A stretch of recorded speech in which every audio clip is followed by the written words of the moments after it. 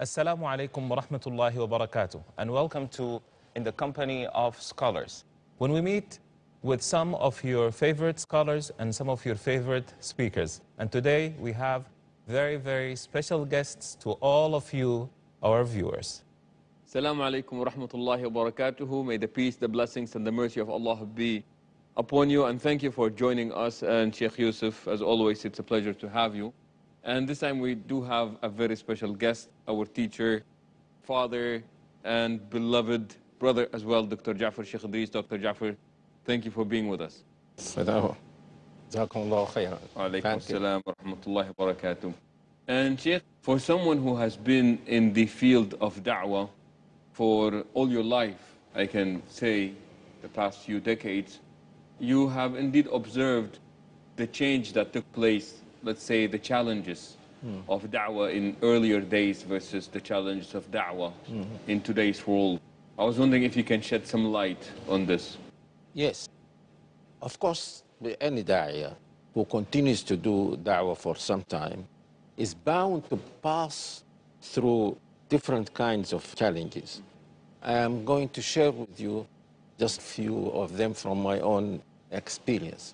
When I first started, that means when I was less than 18 years old, about 14 or 15 or so. I'm sorry, Sheikh, when you say that, what do you mean? What were you doing at the age of 14 that was da'wah related? Yes, I am going to say that. I just find it interesting that at the age of 14... Yes, I joined a group who were calling people to follow the sunnah of the Prophet ﷺ.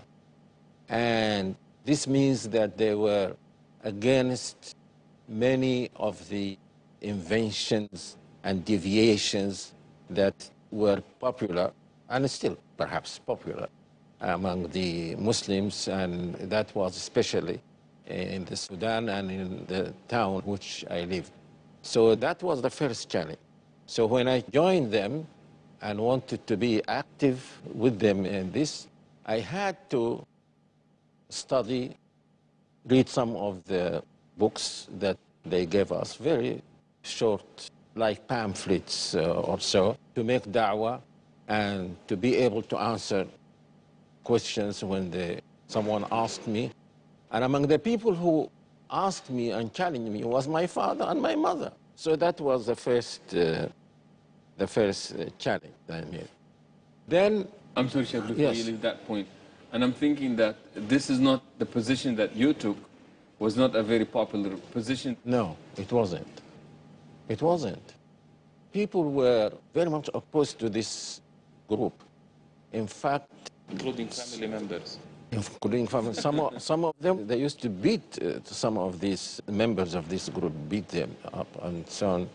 So it was not at all popular. Of course, that in a way was good because it encourages you to be firm and to face challenge and so on. So it wasn't popular at all. And what were some of the tools that you used to overcome these challenges? There was nothing except to speak to the people and to argue with them. There was nothing to do except that. But where, for example, family members, would they listen to you even though you were... It's strange enough, my father used to listen. My father was a hafiz of the Quran. And I used one argument all the time with him. He used to read some of these books that we were told contained some deviations and shirk and so on. This book was divided into 7 parts that you read one, say, on Friday, and another part on Saturday, and so on. And it is called something like a weekly, al-Musabba'a. So I used to tell my father, which is better, this book or the Quran? Because I know he has memorized the Quran. He knows the Quran. Of course, he can't say this book is better than the Quran. What helped me, as I think I said in one of the previous episodes, is that this group, which I joined, many of the people in this group were relatives of my father and my mother, And so my father didn't object to my joining them. He did not like what they said, but he used to say, when my mother objected, he used to tell her, well, it is better to go with these people than to go to the cinema, because So that was a lesser evil. now, at that time, yes, of course, to go to the cinema was something. Sheikh, when you use the word join, what are we talking about here? You joining a group. What does that mean? Because this was a specific group with certain individuals, and they had something like, they had a president or something. So you come and say, I am one of the... Even my father later on joined the same group. At first he didn't like them, but then people opposed to them used to call them son of dogs. أولاد الكلب.